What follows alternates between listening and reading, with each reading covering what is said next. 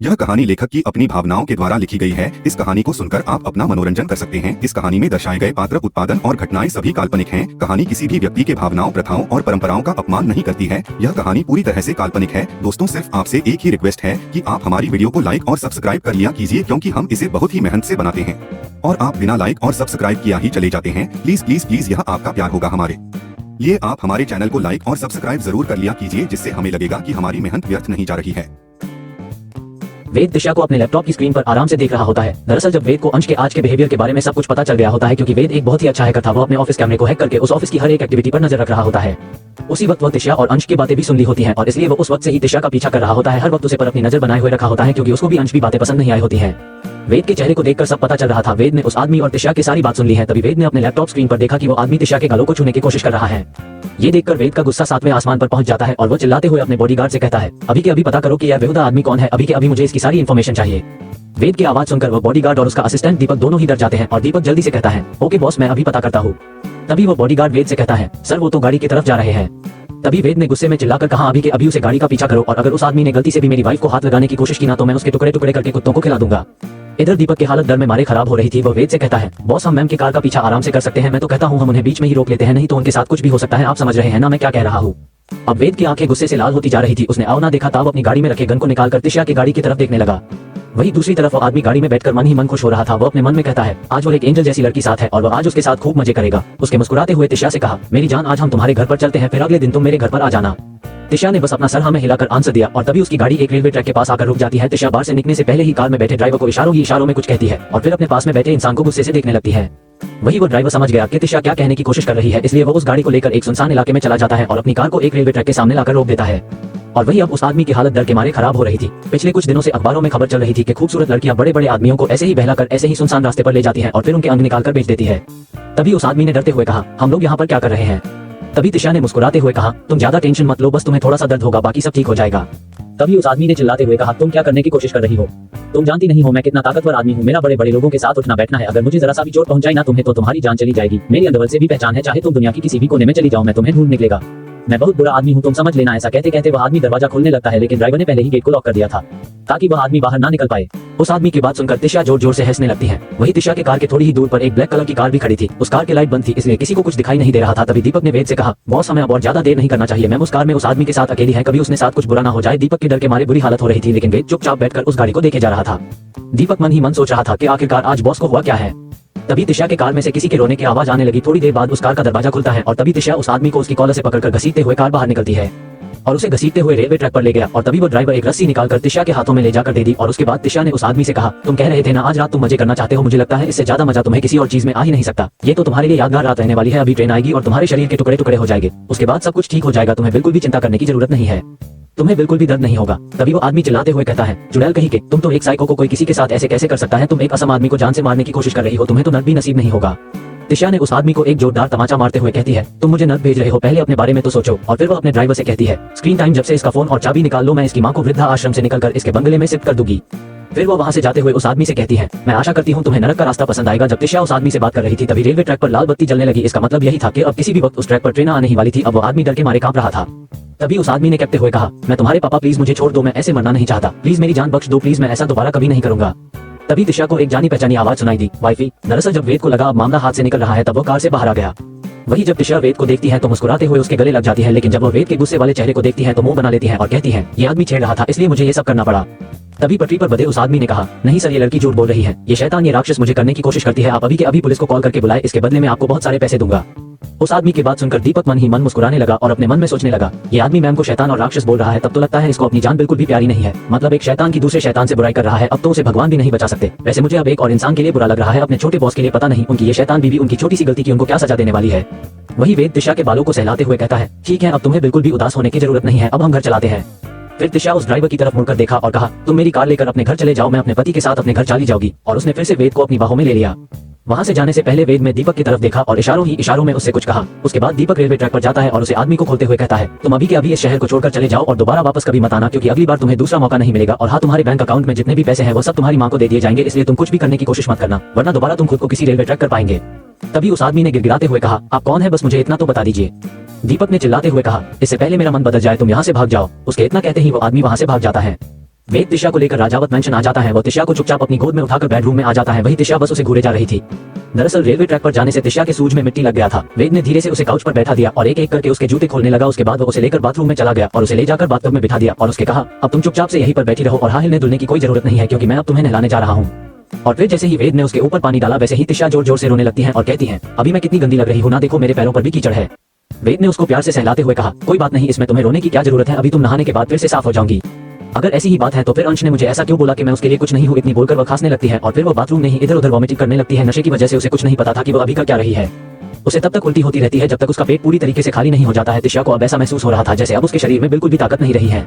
वो फिर से वेद के बाहों में आकर जोर जोर से रोने लगती है और बार बार यही बोल रही होती है कि मैं फिर से गंदी हो गई, अब कौन मुझे साफ करेगा। और वही वेद उसको बिना कुछ साफ करने लगता है और तिशा बस यही बोले जा रही होती है, मैं बहुत गंदी हो गई हूँ।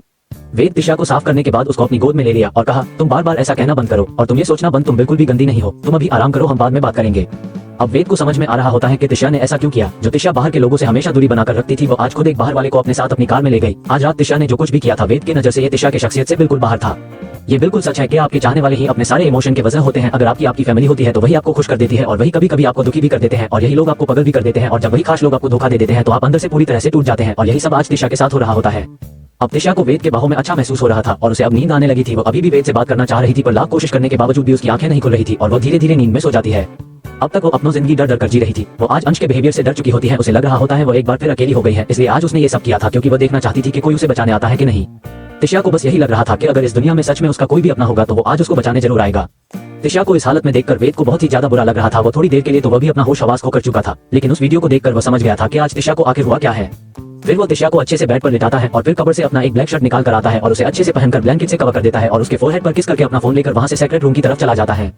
थोड़ी देर बाद अंश जैसे ही उस सेक्रेट रूम के अंदर आता है तो देखता है वेद वहां पर पहले से ही मौजूद है। उसको वहां पर देखकर भी अंश अनदेखा कर देता है और उसके किनारे से निकलकर बाथरूम की तरफ जाने लगता है। लेकिन तभी वेद गुस्से से अपनी जगह से खड़ा होता है और उसको उसके कंधे से पकड़कर बेड पर बिठा देता है और उस फोन में वीडियो चलाकर उसके सामने फोन कर देता है। तिशा जैसे ही अंश के ऑफिस से निकलती है वैसे ही उसके पीछे अलीशा भी निकलती है और वो एकदम से तिशा का हाथ पकड़कर उसे मीटिंग रूम के अंदर ले जाती है और कहती है, तुम्हें मेरे सामने अनजान इंसान बनने की एक्टिंग करने की कोई जरूरत नहीं है, क्योंकि मैं तुम्हें अच्छे से जानती हूँ। तुम तिशा अंश की वाइफ, देखो मेरी बात ध्यान से सुनो, अंश सिर्फ और सिर्फ मुझसे प्यार करता है, उसकी लाइफ में तुम्हारी कोई जरूरत नहीं है, वो तुम्हारे साथ मजे के लिए सोता है, इसलिए प्लीज अगर वो तुम्हारे साथ सोता है तो उसे प्यार समझने की गलती मत करना है, क्योंकि वो तुमसे प्यार नहीं करता है। और वैसे भी तुम जैसी लड़की के साथ कौन प्यार करेगा, तो एक साथ दो लड़कों के बेड शेयर करती है। उसकी बातें सुनकर तिशा एकदम से चौंक जाती है और कहती है, क्या? तभी अलीशा एक बार फिर से कहती है, क्यों ये सच नहीं क्या? वैसे भी अंश मुझसे बहुत प्यार करता है, इसलिए वो मुझसे हर बात शेयर करता है। उसके दिल में ना तुम्हारे लिए सिर्फ और सिर्फ नफरत है, उसकी नजर में तुमसे भी गंदी लड़की हो जो अपने मजे के लिए किसी के साथ सो सकती है। और वैसे भी जो दो लोगों के साथ सो चुकी हो वो तो गंदी ही होती है ना, और गंदी चीजों को हाथ ही कौन लगता है। और हाँ, वो बहुत जल्द तुम्हें छोड़कर मुझसे शादी करने वाला है, इसलिए इतनी जल्दी हो सके उसकी लाइफ से दूर चली जाओ। दरअसल उसकी बातें सुनकर तिशा को ये लग रहा होता है कि अंश ने अलीशा को अपने जुड़वा होने के बारे में बता रखा है और उसने ये भी बता रखा है कि वो उसके और उसके भाई के साथ रहती है, मतलब उसने तो भाइयों के साथ शादी है। तभी तो उसको अंश के बारे में पता है और अपनी इसी गलतफहमी की वजह से वो अलीशा की सारी बातों को सच मान चुकी होती है। लेकिन हकीकत ये होता है कि अलीशा वेदांश को शुरू से ही शॉर्ट नेम से बुलाती है, मतलब अंश के नेम से, और बाकी की बातें वो उसकी सौतेली बहन और सौतेली माँ से पता की होती है और सब मिलाकर एक झूठी स्टोरी बनाकर उसे सुना दी होती है, जिससे तिशा खुद गुस्से में आकर अंश से अलग हो जाए। क्योंकि अलीशा को अच्छे से पता होता है अंश तिशा को नहीं छोड़ेगा, लेकिन जब वो आज अंश को ऐसे बातें करते सुनती है तो उसे समझ में आ गया होता है दोनों हस्बैंड वाइफ में झगड़ा हुआ है और वो इसी बात का फायदा उठाकर एक नई स्टोरी बना ली होती है। क्योंकि जब इंसान गुस्से में होता है तब वो आसानी से किसी की भी बातों में आ जाता है और वो झूठ को भी सच मान लेता है। अंश जैसे ही उस वीडियो को देखता है वो गुस्से से उस फोन को फेंक देता है और वो जैसे ही कुछ कहने वाला होता है वैसे ही उसको कुछ याद आता है और वो चुप हो जाता है। वही उसको इस तरह से चुप देखकर वेद उसको उसकी कॉलर से पकड़ता है और कहता है, मैं तुम्हें सुबह तक का टाइम देता हूँ तिशा से सारी बातें क्लियर करने का, अगर तुमने ऐसा नहीं किया तो मुझसे बुरा कोई नहीं होगा। अंश बड़े ही आराम से वेद के हाथों को अपनी कॉलर से हटाता है और कहता है, भाई आप कल किराए उस लड़की के लिए मुझसे इस तरह से बात कर रहे हैं, मुझे यकीन नहीं हो रहा है कि आप मेरे ही भाई हैं। और हाँ, मुझे कोई फर्क नहीं पड़ता वो क्या सोचती है क्या मानती है, मैंने उससे कुछ नहीं कहा है, उसे जो सोच सकती है और कर सकती है मुझे अब उससे कोई मतलब नहीं है। उसकी बातें सुनकर वेद को बहुत तेज गुस्सा आता है और वो उसको एक चाटा मार देता है और कहता है, वो तुम्हारी वाइफ है और यह सच्चाई तुम नहीं बदल सकते हो, इसलिए अब से तुम उस अलीशा से दूर रहोगे, समझे तुम? अंश अपने गाल को पकड़कर वेद की तरफ देखता है और कहता है, मैं इस शादी को नहीं मानता, वैसे भी अच्छा मेरी शादी हुई थी, उसे वक्त में बच्चा था और बच्चे शादी के बारे में कुछ नहीं जानते, इसलिए ये शादी इलीगल है। हाँ, आप इस शादी को मान सकते हैं क्योंकि आपकी शादी को सबके सामने हुई है और सब जानते भी हैं, तो अब आप यहाँ से जाइए और अपनी बीवी को संभालिए। इतना बोलकर वो वहाँ से तुरंत बाथरूम के अंदर चला जाता है। उसके जाने के बाद वेद गुस्से से टेबल पर अपने हाथ को दे मरता है और फिर अपने मन में कहता है, मुझे नहीं पता तुम क्या करने की कोशिश कर रहे हो, लेकिन मैं तुम्हें हम तीनों के रिश्ते को नहीं बिगाड़ने दूंगा। इतना बोल वो अभी अपने रूम में आ जाता है। वही बाथरूम में अंश अपने कपड़ों सहित शावर के नीचे खड़ा होता है और उसकी आंखें खून की तरह लाल होती हैं और फिर वो चिल्लाते हुए कहता है, मैं तुम्हें दुनिया की सारी खुशियां देना चाहता था, फिर मैं तुम्हारी आंसुओं की वजह से बन गया। मैंने तुम्हें रुलाया है ना, मैंने तुम्हें हर्ट किया है ना, तो मुझे तो इसकी सजा मिलनी चाहिए ना। इतना बोलकर वो बाथरूम की दीवार पर अपने हाथों को मरने लगता है और तब तक मरता रहता है जब तक उसके हाथों से खून नहीं आने लगता है। फिर वो वैसे ही बाथरूम से बाहर आता है और वैसे ही गीले कपड़ों में ही काउच पर बैठ जाता है। अभी भी उसके साथ से कंटिन्यू खून बड़ा होता है और वो ऐसे ही आंखें बंद करके बैठा हुआ होता है। तभी उसको किसी के कदमों की आहट होती है। वो जैसे ही कुछ बोलने वाला होता है वैसे ही उसको फील होता है वो कोई और नहीं उसकी वाइफ है, क्योंकि अंश तिशा के फ्रेग्रेंस को अच्छे तरीके से पहचानता था, इसलिए वो चुपचाप से अपनी आंखें बंद कर लेता है, ऐसी प्रिटेंड करने लगता है जैसे वो गहरी नींद में हो। वही तिशा जैसे ही अंश को इस हालत में देखती है तो वो डर जाती है, लेकिन फिर वो जल्दी से बाथरूम में जाकर एक टॉवल लाती है और फिर कपड़े से उसके लिए कपड़े निकालती है और मेडिकल किट भी। फिर वो वापस से अंश के पास आती है और एक एक करके उसके शर्ट के बटन को खोलती है और उसके शर्ट को निकल कर एक किनारे कर देती है और फिर ऐसे ही उसके बाकी कपड़ों को भी जैसे तैसे निकल देती है। फिर वो टॉवल से उसको सुखाती है और उसको लोअर और टी शर्ट पहना देती है और फिर उसके हाथों को डिसइंफेक्ट करके उस पर पट्टी बांधती है और फिर टॉवल से उसके बालों को सुखाती है। उसके बाद उसके पास जाकर उसको उसकी वेस्ट से पकड़ती है और उसको वहां से उठाने की कोशिश करने लगती है। अंश जो जाग रहा होता है वो तिशा को ज्यादा लोड ना देते हुए आसानी से कंधे से खड़ा हो जाता है। तिशा को लग रहा होता है उसने अंश को इतनी आसानी से उठा लिया, लेकिन अंश तो तिशा को अपना भार ना देकर अपने पैरों पर चल रहा होता है। फिर वो उसको बेड पर ले जाकर बैठा देती है और फिर धीरे से उसको लेटाती है और फिर उसके पैरों को भी एक एक बेड पर रखती है, फिर ब्लैंकेट से कवर करके दूसरे साइड जाती है और वो भी बेड पर आ जाती है और वो खुद को भी ब्लैंकेट से कवर कर लेती है और उसके सीने पे अपना सर रखकर उसकी धड़कनों को सुनने लगती है। इस वक्त उसके चेहरे की एक्सप्रेशन को देखकर कोई नहीं बता सकता था कि अभी उसके दिमाग में क्या चल रहा है, लेकिन उसके होठों पे एक स्माइल होती है जैसे वो कुछ समझ रही हो। सुबह जब तिशा की नींद खुलती है तो उसकी नजर उस शख्स पर गया जिसके सीने पर वो सिर रखकर सो रही थी। तिशा बहुत ध्यान से अपने सामने सो रहे शख्स के चेहरे को देखने लगती है और कहती है, you are so charming mister husband. और फिर कहती है, कितनी अजीब लाइफ है ना मेरी, मैं सोती किसी और की बाहों में हूँ और उठती हूँ तो किसी और की बाहों में रहती हूँ। दरअसल अंश सुबह 4 बजे ही उठ गया होता है और फिर वो जानबूझकर सेक्रेट रूम से निकलकर अपने रूम में चला जाता है और वहां पर जाकर सागर लेता है और पटक पटक कर सारी चीजों को इधर उधर करने लगता है ताकि वेद की नींद खुल जाए। और होता भी वैसा ही है, वेद की नींद खुल जाती है और जब वह अंश को सुबह सुबह इतना तैयार होता देखता है तो वह उसे कुछ बोलना नहीं है क्योंकि वह तुझे गुस्सा होता है, लेकिन जब उसकी नजर अपने बगल में पड़ती है तो वहां पर तिशा को ना देखकर वह उसको ढूंढने के लिए रूम से बाहर जाने वाला होता है, लेकिन तभी उसकी नजर पड़ती है तो वह देखता है कि रूम का तो डोर लॉक है, इसलिए वह तुरंत सेक्रेट रूम में चला जाता है और वहां जाकर देखता है तो तिशा एक सुकून की नींद सो रही होती है, तो आप भी उसके बगल में जाकर सो जाता है। प्रेजेंट टाइम तिशा फिर वो थोड़े से ऊपर उठकर आ जाती है और वेद के बालों में हाथ फेरने लगती है। उसके बाल सच में काफी साफ थे जिससे तिशा को और भी फन आ रहा था। फिर वो वेद के थोड़े ऊपर झुकती है और उसके माथे को चूम लेती है और कहती है, good morning my angry husband. आप वैसे बहुत प्यार हो, लेकिन आपके चेहरे के एक्सप्रेशन को देखकर मुझे थोड़ा सा डर लगता है आपसे और शायद इसलिए मैं आपके सामने पूरे तरीके से खुल नहीं पाई हूँ, बट आप बेस्ट हस्बैंड शायद मैं ही आपके इसलिए आपकी बेस्ट वाइफ नहीं बन पा रही हूँ। फिर तिशा वेद के ऊपर से हटने को होती है कि तभी पीछे से वेद तिशा को होल्ड कर लेता है और उसे वापस बेड पर गिरा देता है। वही तिशा अपनी आंखें फैलाए बस वेद को देखे जा रही थी और कहती है, आप जगे थे, तुम क्या कर रही थी मेरे ऊपर? वो हम कुछ भी नहीं रियली। हाँ, तिशा लगातार कई बार अपना सिर हमें हिला देती है जिससे उसका झूठ साफ पता चल जा रहा था। तिशा आगे कुछ और कहती तब तक वेद उसके ऊपर आ चुका था और वो वेद के भारी भरकम शरीर के नीचे दब चुकी होती है। तिशा को तो सांस ही नहीं आ रहा था, वो बस जल्दी से यहाँ से जाना चाहती थी। सॉरी, तिशा वेद को खुद के ऊपर से धक्का देती है और बिना पीछे देखे वॉशरूम में घुस जाती है। उसको ऐसे भागता देखकर वेद मुस्कुराने लगता है और फिर वो भी उठकर अपने रूम चला जाता है। तिशा तैयार होकर बाहर आती है और डाइनिंग एरिया में चली जाती है नाश्ता करने के लिए। आज उसका कुछ भी खाने का मन नहीं कर रहा था और उसको सिर्फ अंश की बातें याद आ रही थी। क्या बात है, आज यू अकेले अकेले आज तुम्हारे साथ तुम्हारा पति नहीं आया? खुशी तिशा के सामने वाले चेयर पर बैठते हुए कहती है और उसके साथ ही वाणी भी थी। आज तिशा का मूड वैसे ही खराब होता है, इसलिए वो उन दोनों को इग्नोर करने का सोचती है और वो वहां से उठकर वहां से जैसे जाने को होती ही है कि तभी उसे एक बार फिर खुशी की आवाज सुनाई देती है और उसके कदम वही रुक से जाते हैं। तो तिशा माहेश्वरी बोलूं या तिशा राठौर, वैसे मुझे कल बात पता चली तुम्हारी माँ के बारे में कि वो कितनी चालाक औरत थी और कैसे उन्होंने अपनी जाल में मिस्टर माहेश्वरी को फंसाया था। तुम तो शायद मिस्टर माहेश्वरी की बेटी भी नहीं हो, तुम एक नाजायज औलाद हो जिसके बाप का कोई पता ही नहीं है। वो तो मिस्टर माहेश्वरी एक महान इंसान है जो उन्होंने तुम्हें अपना नाम दिया। नहीं तो सोचो आज तुम कहाँ पर होती। वैसे तुम भी अपनी माँ से कम नहीं हो, तुम तो उनसे भी आगे हो। तुमने तो वर्ल्ड के 10 रिचेस्ट पर्सन में से एक पर्सन को फंसा लिया और तो और अपनी बहन का हिस्सा भी लेकर बैठी हो। क्या तुम्हें थोड़ा सा भी शर्म नहीं आता ये सब करते हुए? वैसे सच कहूं तुम बहुत जल्द तुम वेदांश के लाइफ से हमेशा हमेशा के लिए जाने वाली हो, क्योंकि तुम जैसी गंदी लड़की उसे सूट नहीं करती। खुशी की बातें तिशा के दिल में खंजर से चुभ रहे होते हैं और न जाने कब से वह खुद को नॉर्मल रखने की कोशिश कर रही थी। अब उसके आंखों में आंसू आ जाते हैं और उसकी सारी हिम्मत टूट सी जाती है और फिर खुद के आंसू साफ करती है और खुशी की तरफ मुड़ते हुए कहती है, हो गया तुम्हारा की और कुछ बाकी है? खुशी अपनी जगह से उठकर तिशा के पास आती है और कहती है, आई नो तुम्हें मेरी बातें बुरी लग रही है, लेकिन तुम ही जरा सोचो जिस शख्स के पास सब कुछ है, उसका पावर हर एक जगह है, फिर वो तुम जैसी एक नॉर्मल लड़की शादी क्यों करेगा? इवन हर एक फेमस मॉडल उसके साथ रात गुजारने के लिए तैयार है। तो तुम्हें ऐसा क्या है जो वजह खुद एक बिग बिजनेसमैन तुम्हें अपनी वुमन बनाना चाहेगा? जानना चाहोगी? It's only your beauty and your body. एक बात हमेशा याद रखना, भूखा शेर अगर एक बार अपना मन पसंदीदा शिकार पा जाए ना तो किसी भी हाल में उसे नहीं छोड़ता है। वो बस तुम्हारी खूबसूरती के लिए तुम्हारे पास था, उसका मन तुमसे भाग चुका है और अब वो तुम्हें अपनी लाइफ से आउट करने वाला है। अब तिशा की सारी सुनने की क्षमता खत्म हो चुकी होती है और अब उसके आंखों में गुस्सा दिखाई देने लगता है। और तभी खुशी अपना फोन आगे करते हुए कहती है, वैसे ये फोटो कैसी है? दोनों साथ में काफी अच्छे लग रहे हैं ना? पता है तुम्हें ये उसका पहला प्यार है। तिशा को खुद की आंखों पर विश्वास ही नहीं हो रहा था कि यह वही इंसान है जिसे वो बेइंतहा प्यार करती है, जिसे अपना सब कुछ मानती है और वह इंसान किसी और लड़की को अपनी बाहों में थामे नाइट क्लब से बाहर आ रहा है जिसके हाथ उसके कमर के चारों तरफ थे। अभी तो ये एक ही पिक्चर है, क्या तुम और पिक्चर देखना चाहोगी? अगर चाहोगी तो मैं तुम्हें दिखा सकती हूँ, खुशी स्माइल करते हुए कहती है। तिशा जानती थी जो उसको फोटो में दिख रहा है वह सही नहीं है, क्योंकि वह उसे धोखा नहीं दे सकता। लेकिन बोलते हैं ना, जब हम किसी से प्यार करते हैं और वह इंसान हमें थोड़ा सा भी इग्नोर करते और अपने किसी दोस्त से ही बातें करने लगे तो हमें बुरा लगने लगता है, ये जानते हुए भी कि वह जिस इंसान से बात कर रहा है उसके साथ उसका कोई रिलेशनशिप नहीं है। वही हाल इस वक्त तिशा का होता है। तिशा का माइंड काम करना बंद कर चुका था, उसका दिमाग काम ही नहीं कर रहा था, वह बस बेजान सी वही खड़ी रही थी। तभी वेद भी तैयार होकर वहां पर आ जाता है और वह तिशा के पास जाकर उसके कंधे पर हाथ रखता है और कहता है, क्या हुआ, तुम ऐसे यहाँ पर क्यों खड़ी हो? नाश्ता नहीं करना है क्या? तिशा वेद की आवाज सुनकर अपनी लाल पड़ चुकी आंखों से उसकी तरफ देखती है और फिर उसको एकदम से धक्का दे देती है और चिल्लाते हुए कहती है, क्या गलती थी मेरी यही कि मैं तुमसे प्यार करने लगी थी, या यूं कहे कि तुमने मुझे प्यार करने पर मजबूर कर दिया था और जब मैं तुम प्यार करने लगी तो तुमने मुझे इतना बड़ा धोखा दे दिया। बहुत मुश्किल से मैंने खुद हो संभाला था इतने साल तक, लेकिन आज फिर एक बार तुम्हारी वजह से ये तिशा पूरी बिखर चुकी है, टूट चुकी है। आखिर मेरी गलती क्या है जो मुझे इतनी बड़ी सजा मिल रही है? यही कि मैं तुमसे प्यार कर बैठी। शायद खुशी सही कह रही है, मेरी हैसियत तुम्हें पाने की नहीं है। और ना ही तुम जैसे इंसान के साथ रहने के, और ना ही तुमसे प्यार करने के मैं भी सपने देखने लगी थी, लेकिन मैं तो भूल ही गई थी कि सपने कभी पूरे नहीं होते। मैं तुम्हारी नजरों में कुछ भी नहीं हूं ना, तुम सिर्फ और सिर्फ मेरे जिस्म से प्यार करते हो ना। सच कहूं तो मुझे अब तुमसे बेहद नफरत हो रही है। मुझे अब तुम्हारे साथ नहीं रहना है। मुझे तुम्हारा वो खिलौना नहीं बनना है जिसके साथ तुम इतने दिन से खेलते आ रहे हो। वेद जहां उसकी ये सारी बातें सुनकर उसको समझने की कोशिश कर रहा होता है, वही खुशी और वाणी तिशा को इस तरफ से टूटता देखकर खुश हो रही होती है। टेंशन मत लेना, आप सब कल सब ठीक कर दूंगी। बाकी प्लीज ऐसे कमेंट्स मत करना जो मुझे दुखी कर दे। तिशा वेद को जी भरकर सुना लेने के बाद गुस्से से घर से निकल जाती है और वही वेद कुछ देर तक तो कंफ्यूज होकर अपनी जगह पर खड़ा होता है, लेकिन जब उसे समझ में आता है तो वह भी उसके पीछे दौड़ता है। तिशा अपनी कार में बैठने वाली ही होती है कि तभी वेद पीछे से आकर तिशा को एकदम से अपने कंधे पर टांग लेता है और फिर उसको वैसे ही अपने कार के बैक सीट पर फेंक देता है और गेट को लॉक करके कार को स्टार्ट करके वहां से तेजी में निकल जाता है। तिशा काफी देर तक उसके ऊपर चिल्लाती है, लेकिन वेद उसको पूरी तरीके से इग्नोर करता है और कुछ देर बाद ही वह एक बड़े से वेला के सामने जाकर रुक जाता है। फिर वह पहले खुद कार से निकलता है और फिर पीछे जाकर तिशा को वापस से उसी तरह से अपने कंधे पर उठा लेता है और उसको वेला के अंदर लेकर जाने लगता है। तिशा उसके पीठ पर मरते हुए कहती है, वेद मुझे नीचे उतरो नहीं तो मैं तुम्हें जान से मार दूंगी। उतारते हो कि नहीं?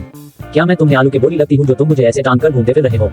वेद उसको इग्नोर करते हुए अपने बेडरूम में ले जाकर उसको बेड पर फेंक देता है और फिर एक बच्चे की तरफ करोल करते हुए उसकी तरफ जाने लगता है और कहता है, तुम किसी और का गुस्सा मेरे ऊपर कैसे निकाल सकती हो? लगता है तुम मुझे कुछ ज्यादा ही हल्के में लेने लगी हो। आज मैं तुम्हें अपनी डेविल साइड दिखता हूँ। तिशा पीछे जाते हुए कहती है, मैं क्या करती, मुझे बस गुस्सा आ गया था और वैसे भी मैंने तो अपना सारा गुस्सा अंश के जैसे दिखने वाले चेहरे पर उतारा था, आपके ऊपर थोड़ी। वेद उसकी तरफ बढ़ते हुए कहता है, ठीक है तुमने अपना काम कर दिया, अब मेरी बारी है। आज तक किसी की हिम्मत नहीं हुई मेरे सामने ऊंची आवाज में बात करने की और अब तुमने कर ही दी है तो क्यों ना मैं तुम्हें उसकी पनिशमेंट दे दूं। तिशा उसकी बात सुनकर मुंह बना लेती है और कहती है, आप क्या करने वाले हो? देखो आप ऐसा वैसा कुछ करने की सोचना भी मत, क्योंकि मैं ना बहुत गुस्सा हूँ। वेद अब पूरा उसके ऊपर आ गया होता है। वह अपने शर्ट के बटन को खोलते हुए कहता है, मैं ज्यादा कुछ नहीं करने वाला हूँ, बस अपनी वाइफ को ये बताने वाला हूँ कि अपने हस्बैंड से कैसे बात करते हैं। और वैसे भी मेरी इतनी प्यारी वाइफ का मूड ऑफ है तो उसको सही भी तो करना पड़ेगा ना मुझे एक अच्छा हस्बैंड होने के नाते। इसलिए अब तैयार हो जाओ मेरा पनिशमेंट वाला प्यार पाने के लिए। आज मैं तुम्हें इस तरह से प्यार करने वाला हूँ कि तुम सब भूल जाओगी। तिशा उसके नीचे से निकालने की कोशिश करते हुए कहती है, अरे मुझे याद आया, मेरी आज ना बहुत इंपॉर्टेंट मीटिंग है, मुझे अभी के अभी जाना पड़ेगा। वेद उसकी चालाकी देखकर मुस्कुराता है और कहता है, आज कोई मीटिंग नहीं होने वाली है, मैंने सब कुछ पहले से ही पता कर लिया है और आज तुम साथ ऑफिस जा भी नहीं पाओगी, क्योंकि मैं तुम्हारा वह हल करने वाला हूँ कि तुम 2 दिन तक तो किसी हमें बेड से उठ नहीं पाओगी। उसकी बात सुनकर तिशा रोनी सी शक्ल बनाकर कहती है, अरे नहीं, आप मेरे साथ ऐसा कैसे कर सकते हो? देखो अब तुम्हें गुस्सा भी नहीं हुए, देखो मेरे चेहरे पर बड़ी से स्माइल कहते हुए वो मुस्कुराने लगती है। लेकिन तभी वेद अपने दोनों हाथों से तिशा के फेस को पकड़ता है और उसके फोरहेड पर किस करता है और कहता है, I love you so much baby, कुछ ठीक हो जाएगा, प्लीज ज्यादा मत सोचो हो। तिशा को जैसे ही अपने फोरहेड पर वेद के लिप्स महसूस होते हैं वह अपनी आंखें बंद कर देती है और उसकी बातें सुनकर वह अपना सर हाँ में हिला देती है। और फिर वेद तिशा को उसकी शोल्डर से पकड़कर उसे अच्छे से लेट देता है और खुद उसके ऊपर आ जाता है और कहता है, अगर तुम्हें अनकंफर्टेबल फील हो तो तुम मुझे बता देना, मैं रुक जाऊंगा। तिशा जब उसको इतने प्यार से परमिशन लेते हुए देखते हैं तो वह कुछ नहीं बोल पाती है और बस अपना से हाँ में नोट कर देती है। फिर वेद तिशा के प्रोजेक्ट पर किस करता है, फिर उसके दोनों आंखों पर किस करता है, फिर उसके नोज पर और उसके चिक्स पर भी ऐसे ही कर वह उसे किस करते रहता है और फिर वह उसकी फेस को देखता है। तिशा आंखें बंद किए हुए थी लेकिन फिर भी वह बहुत ही ज्यादा प्रिटी लग रही थी। फिर वह धीरे से उसके फेस के क्लोज झुकता है और फिर उसके लिप्स पर अपने लिप्स को रखता है। तिशा जब यह फील करती है तो वह अपने आईज को ओपन कर देती है और वही वेद अपने लिप्स से तिशा के लिप्स को रब करता है। ये देखकर तो तिशा सीवीर कर उठती है और फिर वेद उसे धीरे से किस करना स्टार्ट कर देता है और फिर धीरे धीरे वह उसके लिप्स को शक करने लगता है। तिशा तो फिर हो चुकी थी वेद के इतने जेंटल तरीके से उसे प्यार करता देखकर, वह बस वेद को फील कर रही थी, लेकिन जब वेद देखता है तिशा कोई रिस्पांस नहीं कर रही है तो वह उसके लिप्स को बाइट कर लेता है और उससे दूर हो जाता है। वही तिशा अपने लिप्स को सहलाते हुए वेद को घूरने लगती है और कहती है, आप कुत्ते हो क्या जो मुझे काटते रहते हो? वेद उसकी बात सुनकर उसके नोज से अपने नोज को रब करते हुए कहता है, हाँ सिर्फ तुम्हारे लिए इतना बोलकर बताओ, वापस से उसके लिप्स पर किस करने लगता है। और इस बार तिशा भी उसके किस को रिस्पांस करने लगती है। तिशा किस करते हुए अपने दोनों हाथों को उसके बालों में डाल देती है और वह उसको डीप एंड पैशनेट किस करने लगती है। वेद और तिशा दोनों लोग ही डीपली एक दूसरे को किस कर रहे होते हैं और इस किस में मेल्ट होकर तिशा अपने को वेद के सिर पर ले आती है और अपने फिंगर को उसके हेयर में ग्राब कर लेती है और उसे टाइट करके पकड़ लेती है। दोनों लोग एक दूसरे को बहुत ही ज्यादा डीपली किस करते हैं। और किस के बाद धीरे से जब वेद देखता है तिशा सांस नहीं ले पा रही है तो छोड़ देता है और वेद जब उसे छोड़ता है तो तेज तेज सांस ले लगती है तिशा। और उसके बाद वेद उससे थोड़ा सा दूर होता है और उसकी फेस को देखने लगता है। तिशा का फेस पूरी तरफ से रेड हो गया था और वेद स्माइल करता है और वह धीरे धीरे से तिशा के बटन को खोलने लगता है। तिशा तो सांस लेने में ही मशहूर थी, वह इस चीज को नोटिस नहीं कर पाती है और फिर वेद आता है तिशा के ऊपर उसकी धीरे से उसके नेक को टच करता है और इस चीज से तिशा की पूरी बॉडी कांप जाती है और वह अपनी आंखें ओपन कर देती है, क्योंकि वह अपनी आंखें बंद करके गहरी गहरी सांस ले रही थी। वह धीरे से अपनी आंखें खोलकर वेद को देखती है। वेद इस वक्त ऊपर से पूरा नेकेड था, उसने सिर्फ नीचे पैंट पहनी हुई थी। वेद के नेक चेस्ट को देखकर तिशा शर्मा जाती है और वह अपने निगाहें चुराने लगती है। वेद ऐसे तिशा को ब्रश करते हुए देखा है तो उसे बहुत अच्छा लगता है और फिर से वह उसके लिप्स को देखता है और अपने दोनों हाथ तिशा के दोनों साइड रख लेता है। और वही तिशा घबरा रही थी, ऐसा नहीं था कि वह ये पहली बार कर रही है, लेकिन वह जितनी बार भी उन दोनों के इंटरनेट हुई थी वह रात का समय था और उसे समय रूम में अंधेरा रहता था, इसलिए उसे थोड़ा कम शर्म आती थी। तिशा ने अपने फेस को दूसरी साइड कर रखा था। वेद धीरे से जिस तरफ तिशा ने फेस किया हुआ था उसके अपोजिट साइड उसके नेक पर किस करता है और तिशा अपनी आंखें बंद कर लेती है और उसके बाद उसके नेक पर किस करते हुए धीरे धीरे नीचे की तरफ आ रहा था और इस चीज को तिशा फील कर रही थी और उसकी हालत खराब हो रही थी। और फिर एकदम से वेद उसके शर्ट को निकाल के अलग फेंक देता है और फिर दोबारा से उसके लिप्स पर आ जाता है और उसके लिप्स को कैप्चर करके उसे किस करने लगता है। और फिर वह उसके तुम हाथ को पकड़ के एकदम से उठा देना है और उसके शोल्डर बस किस करता है और फिर दूसरे शोल्डर पर भी करता है। तिशा की सांसें गहरी हो जाती है, उसकी हार्ट बीट बढ़ जाती है। तिशा चुपचाप बस वेद की आंखों में ही देख रही होती है। तभी वेद उसके ब्रा को ही निकाल देता है, जिससे तिशा शर्मा कर अपने वेस्ट को अपने दोनों हाथों से छुपाने लगती है, लेकिन वेद उसके हाथों को हटा देता है और उसे वापस से लेता देता है और उसके ऊपर आ जाता है और फिर उसके बॉडी पर स्लोली स्लोली किस करने लगता है, जिससे तिशा बहुत ही ज्यादा सीवा कर रही थी। लेकिन वेद जो भी कुछ कर रहा था वह उसे करने दे रही थी। वेद उसको वैसे ही नेक पर किस करते हुए उसके बेस्ट एरिया पर आता है, जिससे तिशा डर जाती है और अपने हाथों को क्रॉस करके अपने सीने पर लगा लेती है। वेद देखता है तिशा के हाथों को और फिर वह डेविल स्माइल करता है और वह उसके हाथों को हटा देता है और वेद धीरे से उसके बेस्ट एरिया पर किस करता है। और वही तिशा टाइप करके अपनी आंखों को क्लोज कर लेती है और उसके बाद वेद उसके एक बैस पर किस करता है, उसे लिक करता है और शक करता है। उसके ऐसा करने से तिशा कांप जाती है। वेद उसके दोनों बैस को शक करता है, बाइट करता है, फिर वह उसके निपल्स को शक करने के बाद छोड़ देता है और उसे पिंच करता है, रब करता है। उसके ऐसा करने से तिशा के बॉडी में सेंसेशन पैदा हो रही थी, उसको प्लेजर मिल रहा था, उसकी सांसें तेज हो रही थी। वेद फिर उसके बेली मटन पर आता है, उसे किस करता है, सब करता है, बाइट करता है और उसके की पूरी टमी पर किस करता है और तिशा टाइट करके बेडशीट को पकड़ लेती है। फिर वेद तिशा के एक हाथ को अपने हाथों में लेता है और उसके फिंगर पर किस करता है और फिर वह अपना कंट्रोल क्लोज कर देता है और आगे बढ़कर तिशा इंपेशेंट होकर डीपली किस करने लगता है। वेद फिर धीरे से अलग होता है और अपने पेंट को हटा देता है और वही तिशा अपनी आंखें बंद कर लेती है क्योंकि अब उसे पता होता है कि अब इसके आगे क्या होने वाला है। और वही वेद अपने पेट को निकालने के बाद तिशा के बचे हुए कपड़ों को भी निकाल के बेड के किनारे फेंक देता है। अब फुल टू दोनों नेकेड थे। वेद कुछ देर तक उसे देखा है और फिर वह उसके हाथ को पकड़ता है और उसमें अपने फिंगर को ट्रायंगल करता है और उसके ऊपर लेट जाता है। अब उन दोनों की बॉडी एक दूसरे की बॉडी को अच्छे से फिल कर पा रही थी। फिर वेद उसके लिप्स पर कुछ देर तक किस करता है और उसके बाद जब वह देखता है तिशा अब कंफर्टेबल है तो फिर वह खुद को सही डायरेक्शन में करता है और वह उसके दोनों पैरों को पकड़ के स्लाइड करता है और फिर वह खुद को थोड़ा सा उसके अंदर एंटर करता है, जिससे तिशा की आंख बड़ी बड़ी हो जाती है और वह टाइट करके पिल्लों को पकड़ लेती है। और इधर वेद तिशा को ही देख रहा था और फिर वह खुद को पुश कर देता है तिशा के अंदर। तिशा के मुंह से हल्की सी चीख निकल जाती है। फिर वेद धीरे से झुकता है तिशा के ऊपर और उसके लिप्स को डीपली किस करने लगता है और फिर वह अपने बॉडी मूवमेंट को धीरे से स्टॉप करता है और फिर धीरे धीरे बात अपनी बॉडी मूवमेंट को इंक्रीज कर देता है, फास्ट कर देता है अपनी स्पीड को। तिशा की तो दर्द से चीखें निकलने लगती है और थोड़ी देर बाद उसे अच्छा लगने लगता है और वह मोइनिंग करने लगती है और वेद का नाम लेने लगती है। वह काफी देर तक ऐसे ही इंटीमेट होते रहते हैं। उस बीच वेद उसके बॉडी पर कंटिन्यू किस भी कर रहा होता है। सही उनका एक राउंड कंप्लीट हो जाता है और वह तिशा के ऊपर वैसे ही लेट जाता है और वही अब तिशा गहरी गहरी सांस ले रही होती है, लेकिन तभी उसको अपने अंदर कुछ हार्ड फील होता है और वह वेद की तरफ देखने लगती है। वेद धीरे से उसके ऊपर से उठता है और उसकी आंखों में देखने लगता है। तिशा भी उसकी आंखों में ही देख रही होती है और कहती है, वेद अब नहीं, मुझे हट हो रहा है, मैं थक गई हूँ। तभी वेद कहता है, मैं कुछ नहीं कर सकता, आई एम सो सॉरी। और फिर तभी वह फिर से तिशा के नेक पर किस करने लगता है और अपने आप को मूव करने लगता है। वह तिशा के साथ फास्टली इंटीमेट होने लगता है और वही तिशा वेद के बैक को स्क्रैच करने लगती है। वेद बहुत ही ज्यादा उसके नेक पर उसके बैस पर किस करने लगता है और ऐसे ही उनका दूसरा राउंड भी कंप्लीट होता है और फिर वह दोनों अलग होकर ले जाते हैं और फिर वेद तिशा को अपने करीब करके हक कर लेता है। दोनों अपने आप को कम डाउन कर रहे थे, दोनों स्वेटी हो गए थे, दोनों ही इस वक्त गहरी गहरी सांस ले रहे थे। फिर वेद अलग होता है तिशा से और उसको देखने लगता है। तिशा बहुत ही ज्यादा प्रीटी लग रही थी क्योंकि रूम में ना ही ज्यादा लाइट थी और ना ही अंधेरा था। वो देखता है तिशा की तरफ। तिशा एक वक्त बहुत ही ज्यादा साइन कर रही थी, उस स्वेट की वजह से वह बहुत ही ज्यादा मेशी लग रही थी। उसके बाद भी वह बहुत ही ज्यादा खूबसूरत लग रही थी। वेद उसको बस एक टक देखता रहता है और तिशा दूसरी साइड होकर लेट जाती है क्योंकि वह बहुत ही ज्यादा थक चुकी होती है। वेद तिशा को अपने सामने ऐसे नेकेड देखता है और टर्न ऑन हो जाता है और फिर वह एक बार खुद को देखा है और कहता है, यह क्या हो रहा है मेरे साथ। अंश ने सही कहा था, राजावत बेड पर एक बिस्ट होते हैं और उनमें से एक मैं भी हूँ। और फिर वह धीरे से तिशा के करीब आता है और उसको बैक से हक कर लेता है। तिशा उसके हैंड को अपने टमी पर फील करती है और वह सोचती है शायद हक किया है। फिर तिशा देश अपनी आंखों को बंद कर लेती है, लेकिन तभी वेद धीरे से अपने आप को उसके अंदर इंटर करता है और तिशा की आंखें एकदम से खुल जाती है और अपनी बड़ी बड़ी आंखें करके पलटकर उसको देखती है। तभी वेद उसके बैक पर किस करने लगता है और अब तिशा समझ जाती है कि वेद अब नहीं रुका। तिशा कहती है, वेद प्लीज अब नहीं, मैं बहुत ज्यादा थक गई हूँ और नहीं छोड़ दो, मुझे बहुत दर्द हो रहा है। लेकिन वेद कोई भी रिप्लाई नहीं करता है और तिशा समझ जाती है कि आप चाहे कुछ भी हो जाए, यह इंसान नहीं रुकने वाला है। तिशा के नाना करते के बाद भी वेद 4.5 राउंड ले लेता है। उसके बाद वह बेड से खड़ा होता है और बाथरूम जाकर शावर लेता है और वहां से तिशा के लिए जिला टॉवल और थोड़ा सा पानी लेकर आता है और फिर उसे भी अच्छे से क्लीन करता है और फिर उसको अपने कवर से शर्ट निकालकर पहना देता है और पहना देने के बाद उसको अच्छे से ब्लैंकेट से कवर करके उसके माथे पर किस करता है और वहां से खुद तैयार होकर स्टडी रूम में चला जाता है। लगभग शाम के 7 बजे तिशा की नींद खुलती है तो वह खुद को अकेले रूम में पाती है। फिर वहां धीरे से अपने बेड से उठकर खड़ी होती है और उस तुम को देखने लगती है। वह रूम बहुत ही ज्यादा खूबसूरत होता है। वह रूम पूरा ग्लास का बना हुआ होता है और उसे ग्लास से बाहर करना जरा साफ दिखाई दे रहा होता है। इतने बेडरूम को देखकर उसका मन एकदम खुश हो जाता है और वह धीरे से ग्लास को स्लाइड करती है और उसे रूम के बालकनी में जाकर खड़ी हो जाती है। बालकनी में बहुत ही ठंडी ठंडी हवाएं आ रही होती है जंगल से, क्योंकि वह वेला ही जंगल के बीच में बना हुआ होता है और वहां से पूरा जंगल साफ दिखाई दे रहा होता है। तिशा कुछ देर तक तो वहीं पर खड़ी होकर बाहर का नजारा लेती है, लेकिन जब उसे वेद की याद आती है वह उसको ढूंढते हुए अपने रूम से बाहर आ जाती है। उसको पूरे घर में कहीं पर भी वेद दिखाई नहीं देता है और जब वह उसको आवाज लगाने वाली होती है कि तभी उसे एक साइड से कुछ आवाज सुनाई देती है, जिसका पीछा करते हुए वह किचन के गेट पर पहुंच जाती है। तिशा किचन के गेट पर खड़ा होकर अंदर की नजारे को देखने लगती है। अंदर कोई और नहीं वेद होता है जो कुकिंग कर रहा होता है और कुकिंग करते वक्त को बहुत ही ज्यादा हॉट लग रहा होता है। तिशा सब कुछ भूलकर उसको देखने में ही लग जाती है और वही जब वेद को अपने ऊपर किसी और की नजरें फिल होती है तो वह इतना सर उठाकर सामने देखता है तो उसे सामने तिशा नजर आती है जो बिना पल के झापकाए उसको ही देख रही होती है। खुद को ऐसे देखता पाकर वेद के फेस पर स्माइल आ जाती है और धीरे से वह तिशा के पास आ जाता है और उसके कान में कहता है, कुछ ज्यादा ही हैंडसम लग रहा है ना ये। तिशा कुछ नोटिस किए हुए ही कहती है, सिर्फ हैंडसम ही नहीं हॉट भी लग रहा है। और सच में, वेद ने एक फिर से कहा। अब जाकर तिशा होश में आती है और हकलाते हुए कहा, तुम यहाँ कब आए? तुम तो खाना बना रहे थे ना। मैं तो खाना ही बना रहा था, लेकिन मेरी बीवी मुझे खा जाने वाली नजरों से देख रही थी तो मुझे लगा मेरी बीवी को कुछ ज्यादा ही भूख लग गई है, इसलिए मैं उसके पास आ गया ताकि वो मुझे आराम से खा सके। वेद ने तिशा के लेटों से खेलते हुए कहा। तिशा उसकी बातें सुनकर एकदम से पीछे हट जाती है और वेद को घूरते हुए कहा, फालतू की बकवास करने की कोई जरूरत नहीं है, मैं तो बस यहाँ पर इसलिए आई थी क्योंकि मुझे भूख लग गई थी, मुझे खाना चाहिए, इसलिए जाकर फटाफट बनाओ। वेद ने उसकी बात सुनकर कहा, ठीक है, तुम मुझे जितना चाहो उतना खा सकती हो, बताओ बेडरूम में चलोगी या फिर यहीं पर? छी, कितनी गंदी बातें करते हो आप। मैं खाने की बात करती हूँ, आपकी नहीं। पता नहीं आपके इस गंदे दिमाग में क्या क्या चलता रहता है। एक मुझे देख लो मैं कितनी स्वीट हूँ, तिशा ने मुंह बनाते हुए कहा। हाँ ये तो है, तुम काफी ज्यादा स्वीट हो, मैं तुम्हें टेस्ट भी किया है, क्या मुझे थोड़ी सी स्वीट और मिल सकती है? वेद ने तिशा को चिढ़ाने वाले अंदाज में कहा। उसकी इस बात पर तिशा चीड़ जाती है और गुस्से से कहती है, यू गंदे इंसान। मैं वेद उसकी बात सुनकर हंसने लगता है और फिर उसके फोरहेड पर किस करते हुए कहता है, मैं तो मजाक कर रहा था, चलो डाइनिंग टेबल बैठो, मैं तुम्हारी खाने के लिए 5 मिनट में लेकर आता हूँ। उसकी बात सुनकर तिशा खुश हो जाती है क्योंकि उसको सच में इस वक्त बहुत तेज की भूख लगी होती है और फिर वह उसके लिप्स पर लाइक किस करती है और वहां से भाग जाती है।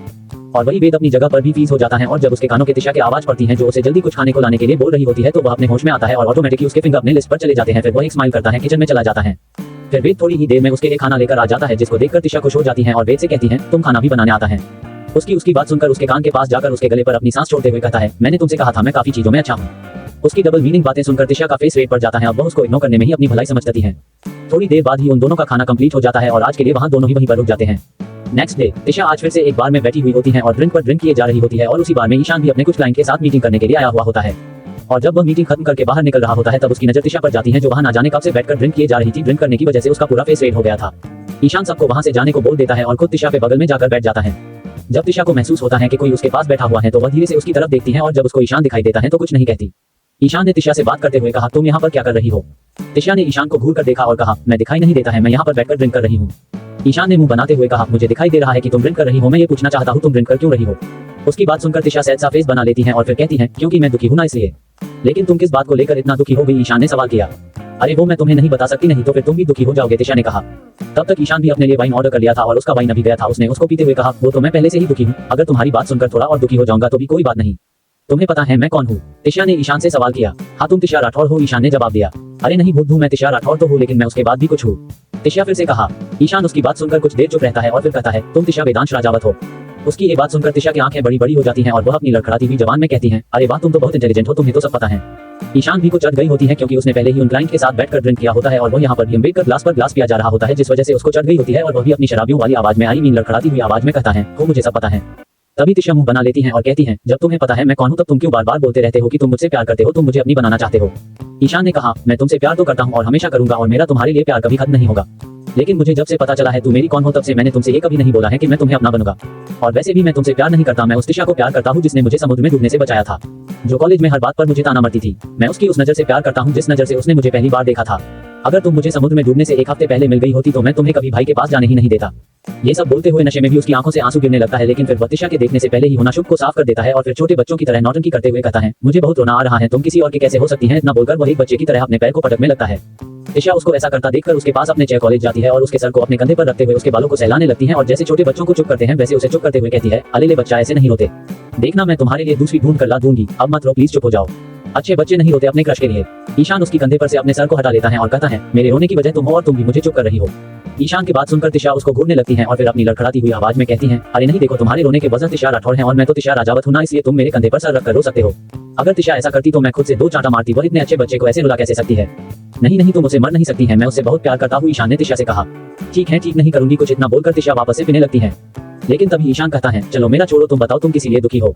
उसकी बात सुनकर तिशा जोर जोर से रोने लगती है जबकि उसकी आंखों से एक भी आंसू नहीं गिर रहे होते हैं और वह वैसे ही नौटंकी कहते हुए कहती है अब मैं तुम्हें क्या ही बताऊं, मेरा पति मुझे धोखा दे रहा है, वो भी उस शिवकली जैसी लड़की के लिए। कोई बात नहीं, सब ठीक हो जाए, वैसे भी तुम्हें उसे इंसान के लिए बिल्कुल नहीं होना चाहिए जो तुम्हें धोखा दे रहा है, आजकल के पति होते ही ऐसे हैं। ईशान अजीब सा मुंह बनाते हुए कहता है वैसे तुम चाहो तो मेरे कंधे पर सर रख कर रो सकती हूँ, मैं तुम्हें कंट्रोल कर दूंगा। तिशा भी उसकी बात सुनकर कहती है हाँ ठीक है, तुम भी चाहे तो मेरे कंधे पर कर रख सकते हो, तुम्हारा भी दिल टूटा है। और फिर तभी तिशा एकदम से दहाड़ मारकर रोने लगती है और कहती है ईशान मुझे और रोना आ रहा है, क्या वो मुझे उस लड़की के लिए छोड़ देगा। ईशान उसकी गालों पर हाथ रहता है और कहता है उनकी कीमत कैसे, तुम्हारा इंतजार आंखों में आंसू लाने की, अभी तुम देखो मैं उन्हें कैसे बताता हूँ। इतना बोलकर वह अंश को कॉल लगा देता है। अंश ऑफिस में बैठकर कुछ जरूरी डॉक्यूमेंट चेक कर रहा होता है कि तभी उसके फोन पर ईशान का कॉल आता है। वह 2 बार कॉल को तो इग्नोर कर देता है, लेकिन जब कंटिन्यू उसके फोन पर कॉल आने लगता है तो वह लास्ट में इरिटेट होकर कॉल को उठा ही लेता है और थोड़े गुस्से में कहता है तुम्हें समझ में नहीं आता है, जब कोई एक बार तुम्हारे कॉल को नहीं उठा रहा है तो इसका मतलब साफ है कि वह तुमसे इस वक्त बात नहीं कर सकता है, क्या तुम इतनी सी बात को नहीं समझ सकते हो। ईशान जो पहले से ही नशे में भूत होता है उसको इस वक्त अंश की बातें कहाँ समझ आती है, इसलिए वह उसकी बातों को पूरी तरह से इग्नोर करते हुए कहता है तुम्हारी हिम्मत कैसे हुई मेरी प्यारी तिशा को रुलाने के, तुम्हें पता है ना मैं ईशान का पौधा और तुम्हारे इस गलती के लिए मैं तुम्हें बहुत बड़ी पनिशमेंट दे सकता हूँ। तभी बीच में ही तिशा कहती है अरे ऐसे नहीं डालते हैं, तुम अपनी आवाज में थोड़ा और गुस्सा लो और उसे अच्छी तरीके से दांतो, तभी तो उसे समझ में आएगा किसने क्या गलती की है। ईशान तिशा की बात सुनकर कहती है ठीक है तुम रोना बंद करो, मैं उसे अभी डरता हूँ। और फिर वह एक बार फिर से अंश से कहता है उसे लड़की के पीछे भागना छोड़ दो, नहीं तो मैं तुम्हारी टांगे तोड़ दूंगा। अंश जो तिशा की आवाज सुन चुका होता है वह ईशान से पूछता है तुम्हारे साथ तिशा भी है क्या। ईशान जो अपने कॉल को स्पीकर पर रखा होता है तो अंश भी बात तिशा भी सुन लेती है और वही ईशान से कहती है उसने बोल दो यहाँ पर तुम अकेले बैठो हो।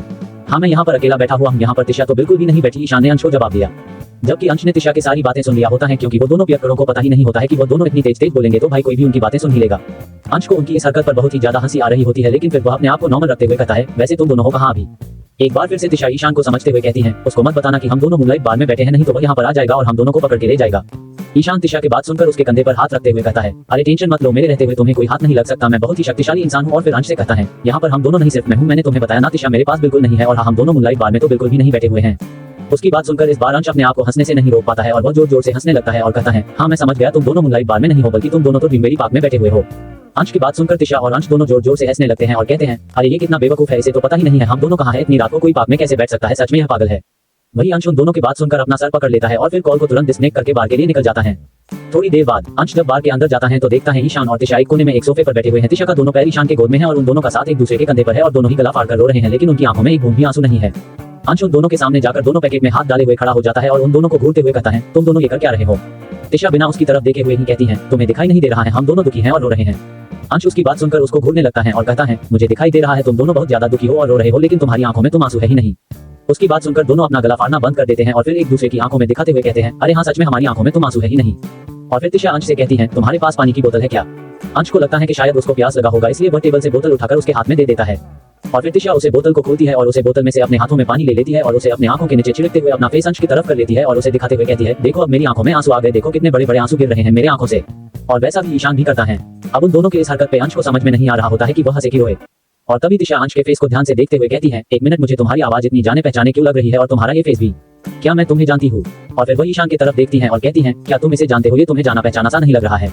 ईशान अपने फेस को अपने दोनों हाथों के बीच रख लेता है और कुछ सोचने की एक्टिंग करते हुए कहता है, नहीं नहीं मैं नहीं जानता इस आदमी को। तुम जानती हो क्या। तिशा कुछ देर अंश को देखती है और कहती है, ये मुझे कुछ जाना पहचाना तो लग रहा है, लेकिन मैं इसे नहीं जानती। अंश उन दोनों की बात सुनकर गुस्से से लाल हो जाता है और अपने दांत खींचते हुए कहता है, तुम दोनों मुझे नहीं जानते हो, कोई बात नहीं, लेकिन मैं तुम दोनों को बहुत अच्छे तरीके से जानता हूँ। तिशा ईशान दोनों अंश की बात सुनकर उसको घूरने लगते हैं और फिर दोनों ही एक साथ कहते हैं, तो क्या तुम हमारे पड़ोसी हो या फिर हमारे घर में काम करते हो। नहीं मैं नहीं तो तुम्हारे घर में काम करता हूँ और नहीं मैं तुम दोनों का पड़ोसी हूँ, बल्कि मेरा तो तुम दोनों से स्पेशल रिश्ता है, अंश ने अपने दांत पिसते हुए कहा। उसकी बात सुनकर दोनों ही उसको घूरने लगते हैं और फिर कहते हैं, और वो कौन सा रिश्ता है बताओ। अंश पहले तो उन दोनों को घूरता है और फिर कहता है, मैं तुम्हारा पति हूँ और उस नालायक का भाई। तिशा जब उसकी बात सुनते हैं तो एक रुखसार रिप्लाई देते हुए कहती है, अच्छा तुम मेरे पति हो। लेकिन जैसे ही ख्याल आता है उसने अभी क्या बोला है तो वह एकदम से ईशान के हाथों को पकड़ लेती है और वापस से अपने रोने का ड्रामा करते हुए कहती है, अरे देखो ये मेरा पति है, वही पति जिसने मुझे धोखा दिया था उस छिपकली जैसे लड़की के लिए। मुझे बचा लो, ये मुझे पकड़ने के लिए यहाँ तक आ गया है। तिशा की बात सुनकर ईशान तिशा के हाथ को टाइट से पकड़ लेता है और कहता है, मैं तुमसे बोला था ना मैं बहुत ही स्ट्रांग आदमी हूँ, देखो मैं तुम्हारे इस धोखे पति को एक 5 में ढेर कर देता हूँ। अपने लिए धोखेबाज शब्द सुनकर अंश गुस्से में आ जाता है और ईशान को घूरते हुए कहता है, बेवकूफ लड़के अपना मुंह चुपचाप से बंद कर ले, नहीं तो मैं तुझे यहीं पर जान से मार दूंगा। अंश की बात सुनकर तिशा अंश को गुस्से से देखने लगती है और फिर ईशान से कहती है, अरे सुनो ये तुम्हें जान से मारने की बात कर रहा है, ये तो धोखेबाज के साथ साथ मर्डर भी है, हमें ना यहाँ से भाग जाना चाहिए इससे पहले कि ये हम दोनों का मर्डर कर दे। ईशान कहता है, अरे हमें भागने की क्या जरूरत है, मैं हूं ना, मैं इसे तो 1 सेकंड में लाइन पर ले आऊंगा, बस तुम देखते जाओ। इतना बोलकर वहां जैसे ही आगे बढ़ता है वैसे ही लड़खड़ाकर जमीन पर गिर जाता है नशे में होने के कारण। और वही अंश की हंसी छूट जाती है। उसको हंसता हुआ देखकर तिशा उसके ऊपर एकदम से बोतल का पूरा पानी फेंक देती है, लेकिन अंश सही टाइम रिएक्ट करता है और एक साइड हो जाता है और वह पूरा पानी जाकर दीपक के ऊपर पड़ता है, जिसको देखकर अंश जोर जोर से हंसने लगता है। लेकिन तभी तिशा अंश पर गुस्सा होते हुए कहती है, तुम्हारी हिम्मत कैसे हुई हटाने की, जब तुम देख रहे थे मैं तुम्हारे ऊपर पानी फेंक रही हूँ तो तुम्हें वहां पर खड़े होना चाहिए था ना।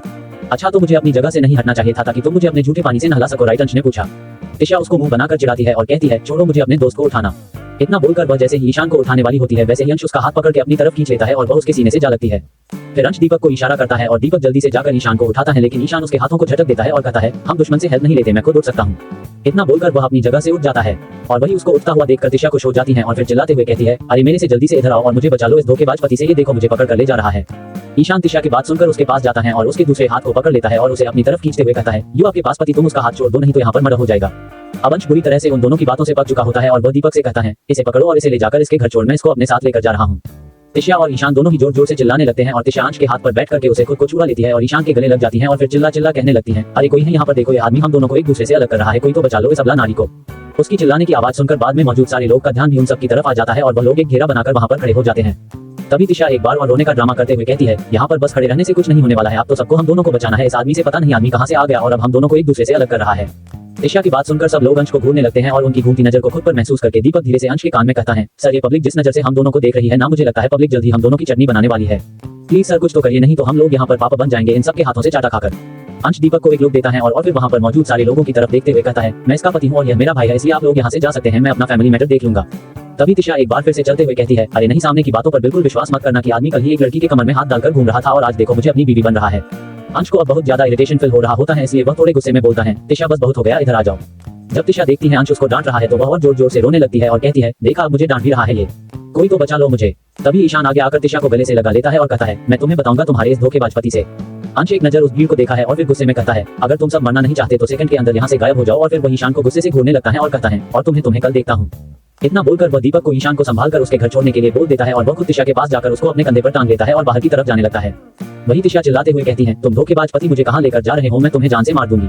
मुझे छोड़ दो धोखेबाज पति। अंश तिशा के चिल्लाने से एकदम गुस्सा हो जाता है और वह एकदम से उसे अपने सामने खड़ा कर देता है और उसे घूरते हुए कहता है, अगर तुमने चिल्लाना बंद नहीं किया तो मैं तुम्हारा जीभ काट दूंगा। उसकी बात सुनकर तिशा पटाखे अपने मुंह पर हाथ रख लेती है और धीरे से कहती है, तुम धोखेबाज के साथ जालिम भी हो। उसकी इस बात को सुनकर अंश को हंसी आ जाती है, लेकिन वह अपने हंसी को कंट्रोल करता है और उसे ले जाकर अपनी घर में बिठा देता है और थोड़ी देर बाद ही वह लोग घर पहुंच जाते हैं। घर पहुंचते ही तिशा दौड़ती हुई घर के अंदर चली जाती है और उसे वक्त हाल में घर के सारे लोग मौजूद होते हैं। उन सबको देखकर तिशा वहीं पे रुक जाती है और फिर दादी माँ के पास जाकर उनके गालों को पकड़ लेती है और कहती है, ये क्यूटी पाई कैसी हो तुम। उसकी बात सुनकर दादी माँ शर्मा जाती हैं और मुस्कुराते भी कहती है, मैं तो ठीक हूँ, तुम्हें क्या हुआ है। दादी माँ की बात सुनकर तिशा फिर से सोने की एक्टिंग करने लगती है और कहती है, आपको पता है मेरा पति धोखेबाज है, वह किसी और लड़की की कमर में हाथ डालकर घूम रहा था, मेरा दिल तो टूटकर चकनाचूर हो गया। तभी वहाँ पर अंश आ जाता है और तिशा को पकड़ लेता है और एक सब की तरफ देखते हुए कहता है, दादी माँ में से रूम में लेकर जा रहा हूँ, इसलिए थोड़ी सी ड्रिंक कर ली है, इसे चढ़ गई है। उसकी बात सुनकर तिशा उसको गुस्से से घूमने लगती है और फिर उसके पैर पर जोर से मार देती है, जिससे अंश को बहुत तेज दर्द होता है और वह तिशा को छोड़ देता है। तिशा इससे पहले वहाँ से भाग पाती वहाँ दोबारा से उसे पकड़ लेता है और उसके नाक को दबाते हुए कहता है, तुम नॉटी गर्ल तुम्हें तो आज मैं अच्छे से देखता हूँ। मैं नॉटी नहीं हूँ, मैं तो बहुत ही सुंदर हूँ, संस्कारी हूँ, स्वीट हूँ, आप मुझे नॉटी गर्ल कैसे बोल सकते हो। तिशा एक बच्चे की तरह मुंह बनाते हुए कहती है और तभी तिशा को खुशी दिखाई देती है जो अंश को ही घूर रही होती है, जिसे देखकर तिशा का मुंह बन जाता है और वह सब छोड़कर उसके सामने जाकर एकदम से खड़ा हो जाती है और कहती है, तुम गंदी लड़की, तुम्हारी हिम्मत कैसे हुई मेरे पति को देखने की, आज मैं तुम्हारी आंखें नाच लूंगी। इतना बोलकर वह जैसे ही अपना हाथ उसके फेस पर ले जाने वाली होती है, वैसे ही अंश उसके हाथों को पकड़कर उसको अपनी तरफ खींच लेता है, जिससे तिशा गुस्से में आ जाती है और अंश को घूरते और फिर वह एकदम से उसको धक्का दे देती है और कहती है, तुम इस लड़की की साइड ले रहे हो ना, क्योंकि जब ये तुम पर लाइन मारती है तब तुम्हें अच्छा लगता है। उसकी बात सुनकर अंश अपने सर अपने हाथ रख लेता है और कहता है, बेबी ऐसा कुछ नहीं है, चलो अभी हम सोने चलते हैं, इसको तो हम बाद में देखेंगे। तिशा कहती है, बिल्कुल नहीं, मैं तो इसे अभी देखूंगी, इसने क्या बोला था। हाँ याद, इसने बोला था तुम मुझसे प्यार नहीं करते, तुम मुझे छोड़ने वाले हो। अरे बेबी ये तो पागल है और पागल लोगों के बातों दिल से थोड़ी लगाते हैं। अंश तिशा के करीब जाते हुए कहता है। तभी खुशी गुस्से से कहती है, वेदांश तुमने मुझे पागल कहा। अंश खुशी की आवाज सुनकर अपनी आंखें बंद कर लेता है और कहता है, हाँ इसी की कमी तो। और वह खुशी को घूरते हुए कहता है, तुम फिलहाल यहाँ से चली जाओ तो अच्छा रहेगा, नहीं तो मेरी बीवी तुम्हारे साथ क्या करे मुझे खुद नहीं पता वो क्या है ना, वो थोड़ी साइकोपैथ टाइप की है, अगर उसे गुस्से में तुम्हारा खून कर दिया तो। तभी तिशा अंश को पकड़कर साइड कर देती है और खुशी के सामने आते हुए कहती है, अरे वो लुच्ची, तुझे तो आज मैं छोड़ने वाली नहीं। अरे तुम फिर मेरे हस्बैंड की तरफ देख रही हो क्या, तुम्हारा दिल फिर से उसके ऊपर आ गया है। माना मेरा हस्बैंड बहुत हैंडसम है, गुड लुकिंग है, हॉट है, लेकिन क्या वो तुम्हारे लिए अवेलेबल है। मेरी एक बात सुन लो कान खोलकर, अगर तुमने मेरे हस्बैंड के साथ थोड़ा सा भी टाची टाची होने की कोशिश की तो मैं तुम्हारा अपने प्यारे प्यारे हाथों से खून कर दूंगी, और मुझे कट मारने भी आता है। और फिर वह अंश को उसकी कॉलर से पकड़ती है और उसको खुशी के सामने करते हुए कहती है, अपनी आंखें खोलकर दिखाओ, मेरे साइड खड़ा है और यह सिर्फ और सिर्फ मेरा है, और जो मेरा सिर्फ मेरा है, मैं अपनी चीज किसी और को क्यों दूं। इसलिए अब तुम्हें अपने दिलो दिमाग से इसका ख्याल निकालो, क्योंकि यह तुम्हारा कभी नहीं होने वाला। अंश उसके हाथ से अपने कॉलर को छुड़वाते हुए जबरदस्ती की हंसी हंसता है और कहता है, अरे वह बच्चे से समझ गई है कि आप हम ऊपर चले। तिशा अंश को पूरी तरीके से इग्नोर करती है और कहती है, बिल्कुल भी नहीं। और फिर वह वाणी के सामने जाकर खड़ी हो जाती है और उसके दोनों गालों को पकड़कर दबाते हुए कहती है, यू नकली वाणी, और तुम्हारी हिम्मत कैसे हुई थी मेरा मजाक बनाने की। तुम नकलची कहीं की हमेशा नकल करती रहती हो वाणी बनने की, जबकि हकीकत है कि तुम असली वाणी हो ही नहीं। तुम्हारे सीने में वाणी का दिल जरूर धड़कता है, लेकिन वह धड़कने तुम्हारी नहीं है, बल्कि उन धड़कनों को तुमने उसकी जान लेकर पाई है। वो तो तुम्हें अपना एक अच्छा दोस्त समझते थे ना, फिर तुमने क्यों उसका नाम था भूल गई। छोड़ो उसे, लेकिन मैं उसे इंसान के साथ मिलकर उसे धोखा क्यों दिया, उसे मार दिया तुमने, और यह मैंने अपनी इन्हीं आंखों से देखा कि तुम सबने कैसे उसके मॉम डैड को और उसको मारा था। तिशा की बातें सुनकर वाणी का चेहरा पीला पड़ने लगता है और साथ ही व्योम की मम्मी का भी, लेकिन बाकी लोगों के चेहरे पर कंफ्यूजन वाले एक्सप्रेशन होते हैं, जैसे दादी माँ, शौर्य, खुशी और खुद अंश। लेकिन ये दूसरी बार होता है जब अंश ने समय बात तिशा के मुंह से सुनी होती है। पहले तो उसे लगा था कि शायद वह नशे की वजह से ये सब बोल रही है, लेकिन वह जैसे ही वाणी के चेहरे के एक्सप्रेशन को देखा है उसे कुछ समझ में आने लगता है।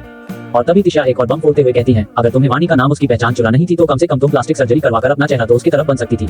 सोचो, अगर किसी के पास असली वाणी का फोटो हुआ तो तुम्हें 1 सेकंड के अंदर पड़वा देगा।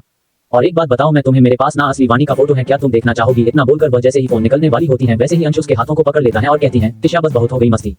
वही डर के मारे व्योम के मॉम और वाणी का चेहरा पीला पड़ चुका होता है और तभी दादी माँ कहती है, अंश तिशा ये बोल रही है। अंश बहाना बनाते हुए कहता है, दादी माँ वो हम दोनों एक मूवी देखने गए थे जिसका स्टोरी ऐसा ही था और वही स्टोरी तिशा यहाँ आकर सुना रही है। उसकी बात सुनकर तिशा अंश के चेहरे को देखने लगती है और कहती है, हम मूवी कब गए थे झूठे कहीं के। अंश तिशा को घूरते हुए कहता है, तुम्हें इतना पीने की क्या जरूरत थी, अब देखो तुम सब कुछ भूल गई। उसकी बात सुनकर तिशा एक बच्चे की तरह मुंह बना लेती है और फिर इसकी पकड़ से निकलकर दादी माँ के पीछे जाकर खड़ी हो जाती है और कहती है, जाओ मैं गुस्सा हूँ सबसे। दादी माँ उसको मानते हुए कहती है, ओ तो तुम गुस्सा हो तो बताओ मैं ऐसा क्या करूँ जिससे तुम मान जाओ। आप ना इन दोनों गंदी लड़कियों को घर से निकल दो, ये दोनों ना मुझे बुल्ली करती हैं हमेशा, आप इन्हें निकाल दो ना प्लीज। ये बोलते हुए तिशा ने पाउटी फेस बना रखा होता है जिसपे दादी माँ को प्यार आ रहा होता है। और तभी वाणी और खुशी दोनों तिशा को गुस्से से घूरने लगती हैं और कहती हैं, तुम होती कौन हो हमें घर से बाहर निकलने वाली। उसकी बात सुनकर तिशा कुछ सोचने का नाटक करती है और फिर कहती है, मैं वेदांश की वाइफ हूँ और इस घर की मालकिन हूँ और मैं महारानी भी हूँ, क्योंकि दादी माँ ने बताया था वो वेदांश को राजा बनाएगी, तो मैं महारानी हुई ना, और इसलिए मैं तुम दोनों को घर से निकाल सकती हूँ, समझी। क्यों दादी माँ, मैं सही कह रही हूँ ना, इन दोनों को बोल दो आराम से घर से निकल जा, नहीं तो मैं इन दोनों को टकला करके निकाल दूंगी।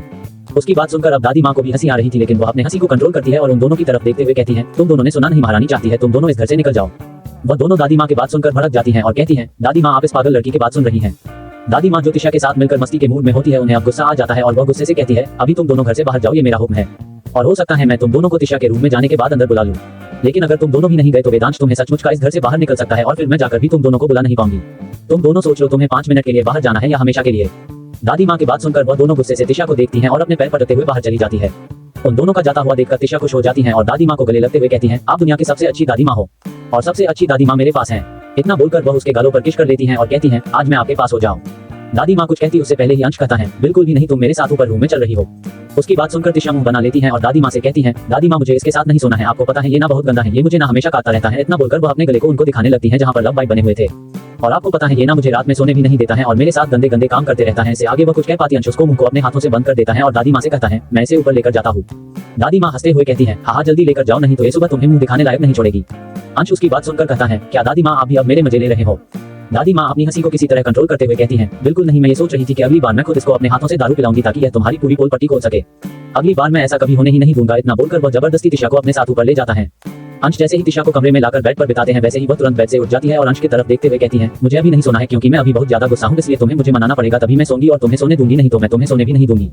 उसकी बात सुनकर अंश अपना माथा पकड़ लेता है और तिशा की तरफ देखते हुए कहता है, मैंने भाई को पहले ही समझा था वह तुम्हारा ध्यान रखे, लेकिन पता नहीं किस घड़ी में भाई ने तुम्हें अकेला छोड़ दिया। भगवान, अब मैं इस नशेड़ी औरत को कैसे संभालूं? अंश के मुंह से तिशा जैसे ही अपने लिए नशेड़ी शब्द सुनती है वह गुस्से से अपना मुंह फुला लेती है और नीचे जमीन पर बैठकर अपने दोनों पैर पटकने लगती है और कहती है, तुम बहुत बुरे हो, हमेशा मुझे रुलाते रहते हो। मैंने वेद को बोल दूंगी, तुमने मुझे बोला कि मैं बहुत गंदी लड़की हूँ, चंद्र बहुत ज्यादा घमंड है, मैं एक डूं और मेरे अंदर थोड़ी सी शर्म भी नहीं है, मैं बहुत ही बेशर्म हूँ, मैं तुम्हारी इज्जत भी नहीं करती हूँ। तिशा की बातें सुनकर अंश की आंखें तो मालूम बाहर आने को होती है और वह उसे घूरते हुए कहता है, झूठी, मैंने ये सबको बोला, ये सब तो तुम खुद ही खुद को बोल रही हो, मेरा नाम लग रही हो, तुम्हें झूठ बोलते हुए शर्म नहीं आती? देखा दिखा तुमने मुझे झूठ बोला। तिशा रोने का ड्रामा करते हुए कहती है। सारे अंश का मुंह एकदम रोने जैसा हो गया होता है तिशा को संभालते संभालते और फिर वह अपने आप को एक बार शांत करता है। औरत वह वही नीचे तिशा के सामने बैठते हुए अपने दोनों हाथों से अपने दोनों कानों को पकड़ लेता है और कहता है, अच्छा सॉरी, अब मैं तुम्हें कुछ भी नहीं बोलेगा, चलो ना अब हम सोते हैं। देखो ना मुझे बहुत तेज की नींद आ रही है, आज ना मुझे बहुत सारा काम करना पड़ा था, वह भी अकेले, क्या तुम अपने हस्बैंड को थोड़ा आराम भी नहीं करने दोगी? तिशा उसकी बात सुनकर अपना पैर पटकना बंद कर देती है और कहती है, लेकिन मैं तो गुस्सा हूँ ना। हाँ मुझे पता है तुम मुझसे गुस्सा हो और मैं तुम्हें मना भी लूंगा, लेकिन उसके लिए पहले हमें बेड पर चलना चाहिए। अंश तिशा को मक्खन लगाने की कोशिश करते हुए कहता है, नहीं नहीं, मैं बेड पर नहीं जाऊंगी, तुम मेरे साथ बेड पर गंदे हो काम करते हो, अगर तुम्हारा फिर से मन हो क्या तो। इतना बोलकर वह अंश को घूरने लगती है। अरे बेबी, मैं ऐसा कुछ नहीं करूंगा, चलो ना सोते हैं प्लीज, अंश ने एक बार फिर से कहा। तिशा जब कुछ देर तक उसकी बात का कोई जवाब नहीं देती है तो वह हार मान जाता है, लेकिन तभी तिशा अचानक से ही उसको उसके कॉलर से पकड़ती है और कहती है, हाँ चलो बेड पर, मुझे तुम्हें पनिशमेंट देनी है। उसकी बात सुनकर अंश कंफ्यूज हो जाता है, कहता है, पनिशमेंट देनी है? कैसी पनिशमेंट और बेड पर कौन सी पनिशमेंट दी जाती है, जरा बताना मुझे। तिशा बिना कुछ कहे उसको बेड पर ले जाकर उसको पक्का देकर वैसे ही बेड पर लेट देती है, एकदम से खुद उसके ऊपर आकर बैठ जाती है और एक एक करके उसके शर्ट के बटन को खोलने लगती है और कहती है, देखो आज मैं तुम्हें इतने अच्छे अपने तरीके से पनिशमेंट दूंगी कि तुम दोबारा फिर किसी लड़की के पास नहीं जाओगे, सच्ची में। इतना बोलने के साथ ही वह अंश का शॉर्ट निकालकर दूसरे साइड फेंक देती है। वही उसको ऐसा करते देखकर अंश पहले तो कंफ्यूज हो जाता है, लेकिन फिर उसकी हरकत को ध्यान से देखने लगता है और कहता है, ठीक है मैं भी देखता हूँ तुम मुझे कैसी पनिशमेंट देती हो। तभी तिशा उसके ऊपर झुकती है और अपने छोटे छोटे दांतों से उसके चेस्ट एरिया पर बाइट करने लगती है और कहती है, अब आया मजा, तुम जब भी गलती करोगे मैं तुम्हें ऐसे ही पनिशमेंट दूंगी, देखना तुम्हें बहुत ज्यादा दर्द होगा। उसके ऐसा करने से अंश को दर्द तो नहीं हो रहा होता है, लेकिन हाँ उसे मजा सच में आ रहा होता है और वह अपनी आंखें बंद करके उसे फील करने लगता है और कहता है, ऐसी पनिशमेंट पाने के लिए मैं तो रोज हजारों गलतियां करने के लिए तैयार हूँ, अगर तुम मुझे इस तरह से पनिशमेंट देने के लिए तैयार रहो तो। उसकी बात सुनकर तिशा एकदम से रुक जाती है और अंश के फेस को देखने लगती है और कहती है, अरे तुम तो रो ही नहीं रहे हो क्या, मैं दर्द नहीं हो रहा है? उसकी बात सुनकर अंश अपनी आंखें खोल लेता है और कहता है, अरे तुम रुक क्यों नहीं, जो कर रही थी उसे करो ना। उसकी बात सुनकर तिशा स्माइल करने लगती है और कहती है, क्या सच्ची में? लेकिन उसके लिए तुम्हें अपनी आंखें बंद करना होगा। इतना बोलने के साथ वह एक डेविल स्माइल करती है और फिर एकदम से उसके ऊपर झुक जाती है और उसके नेक पर बहुत ही जोर से बाइट कर लेती है। अंश जो उसकी बात मानकर अपनी आंखें बंद कर लिया होता है, जैसे ही उसके अपने गले पर दर्द होता है वह चिल्लाते हुए एकदम से अपनी आंखें खोल देता है और तिशा को घूरने लगता है और कहता है, अरे ये क्या कर दिया तुमने, ऐसे कौन बाइट करता है? उसकी बात सुनकर तिशा मासूम सी शक्ल बना लेती है और कहती है, तुमने ही तो कहा था करने के लिए, मैं तो बस वही कर रही थी, लेकिन मैंने तो प्यार से बोला था ना, ऐसे काटने के लिए थोड़ी बोल दिया था। ठीक है अब मैं समझ गई, मैं प्यार से करूंगी, तिशा ने अंश से कहा। अंश कहता है, कोई जरूरत नहीं कुछ भी करने की, तुम बस सो जाओ, इतना ही काफी है मेरे लिए। ऐसे कैसे नहीं करूं, मुझे तो करना है और मैं तो करूंगी। इतना बोलकर बहुत फिर से उसके ऊपर झुकती है और इस बार वह प्यार से उसके गले पर किस करने लगती है। अंश के मास्टर बेडरूम में इस वक्त पूरा अंधेरा था, बस रोशनी थी तो एक येलो डिम लाइट की। अंश इस वक्त बेड पर लेटा हुआ होता है और उसके ऊपर तिशा बैठी हुई होती है। अंश बार बार अपने ऊपर से तिशा को हटाने की कोशिश करता, लेकिन तिशा बार बार उसके ऊपर बैठ जाती है। तिशा जब देखती है अंश उसको हटा रहा है तो वह गुस्से में आ जाती है और हल्का सा नीचे झुकती है और उसके कान के नीचे बाइट कर लेती है, जिससे अंश की एक आह निकल जाती है। अंश लंबी लंबी सांसें लेते हुए कहता है, माय बेबी माय जान प्लीज हट जाओ ना। उसकी बात सुनकर तिशा अपनी नशीली आवाज में कहती है, बिल्कुल नहीं, तुम भी तो मुझे ऐसे ही परेशान करते हैं ना, तो समझ लो आज मेरी बारी है। अंश इस वक्त पसीने से लथपथ था क्योंकि तिशा उसे बहका रही थी और अंश इस वक्त कुछ नहीं करना चाहता था, या ये कहें कि वह करना तो बहुत कुछ चाहता था, पर इस वक्त तिशा नशे में चूर थी और अगर अंश तिशा को प्यार करता तो पक्का कल सुबह ही उसे कोर्ट जाना पड़ता, क्योंकि बेचारा बेवफा पति तो पहले ही बन गया होता है। ऐसा ना हो कल सुबह वह उसको रेपिस्ट बनाकर केस ही कर देती। अंश तिशा को रोकते हुए कहता है, प्लीज जान अभी नहीं, कल पक्का तुम मुझे परेशान कर लेना, लेकिन अभी नहीं। तिशा अंश के गाल पर किसकर डिजायरेबल वॉइस में कहती है, माय मिस्टर हैंडसम, अभी मुझे आपको अभी परेशान करना है क्या, तुम मुझे तुसा परेशान नहीं करने दे सकते हो। तिशा की इतनी प्यारी आवाज सुन अंश का रहा सहा कंट्रोल ही चला जाता है। वो झटके से तिशा को लेकर पलट जाता है। अब तिशा नीचे और अंश उसके ऊपर सवार था। अंश तिशा के पेट को अपने हाथों से सहलाते हुए उसके कान पर किसकर उसके ईयरबड्स को बाइट कर लेता है, जिससे तिशा की एक मध्यम सी सिसकी निकल जाती है। और तभी अंश उसके कान में अपने सेडक्टिव आवाज में कहता है, बेबी कब से बोल रहा था, अभी नहीं, पर तुम नहीं मानी, अब आगे तुम अपना सोचना क्योंकि अब मुझसे कंट्रोल नहीं हो रहा। और फिर अंश तिशा के गाउन की जिप खोल उसके राइट कंधे से नीचे किसका देता है और फिर वहां किस करने लगता है। तिशा की छुअन से तड़प रही थी, उसे इस वक्त अंश चाहिए था, जिस वजह से वो लंबी लंबी सांसें लेते हुए आगे भर रही थी।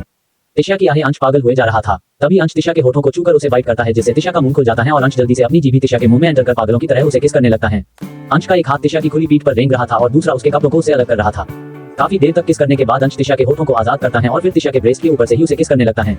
तिशा की सांसें ऊपर नीचे हो रही थी। तिशा जल्दी से अंश को धक्का देकर बेड पर लेटा देती है और खुद उसके ऊपर आकर अंश की चेस्ट पर किस और बाइट करने लगती है। तिशा की वाइल्डनेस अंश की बेचैनी बढ़ा रही थी। तिशा की गर्म सांसें अंश के चेस्ट पर महसूस हो रही थी। अंश तिशा के कान में अपनी गर्म सांसें छोड़ते हुए कहता है, baby badly I need you. Tisha अंश की आंखों में देखती है, जिसमें उसे पाने की तड़प दिख रही थी। उस तड़प को देख तिशा मुस्कुराती है और अपने गुलाबी होठ अंश के सख्त होठों पर रख देती है। दोनों एक दूसरे को पैशनेट किस कर रहे थे। इस वक्त तिशा अंश के सामने नेट वाली ब्रा में थी और वही अंश के होठों पर शैतानी स्माइल थी। इसकी वजह से तिशा लंबी लंबी सांसें ले रही थी, जिस वजह से तिशा की चेस्ट बार बार ऊपर नीचे कर रही है, जो अंश को अपनी ओर अट्रैक्ट कर रही थी। तिशा अभी सांसों को काबू कर ही रही थी कि तभी अंश तिशा को वापस से किस करने लगता है। अंश के हाथ तिशा की पूरी बॉडी पर फिसल रहे थे।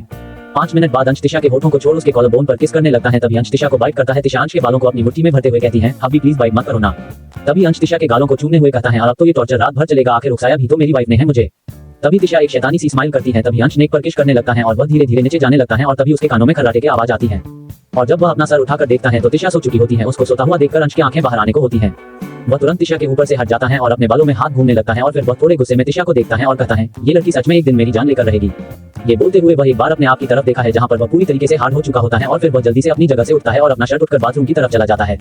और वही जब तिशा को अंश के फुटप्रिंट अपने से दूर जाता हुआ महसूस होता है तो वह धीरे से अपना एक आंख खोलकर उसे दिशा में दिखती है जिस दिशा में अंश जा रहा होता है और फिर एक डेविल स्माइल करते हुए कहती है, ये तुम्हारी पनिशमेंट है, मुझे परेशान करने का है। बड़े अच्छे मुझे परेशान करने वाले, अब तो तुम्हें मैं तुम्हारी नानी याद नहीं दिलाई ना तो मेरा नाम भी तिशा वेदांश राजावत नहीं। इतना बोलकर वह अपना फेस दूसरी साइड करके लेट जाती है और कुछ ही देर बाद वह नींद में चली जाती है।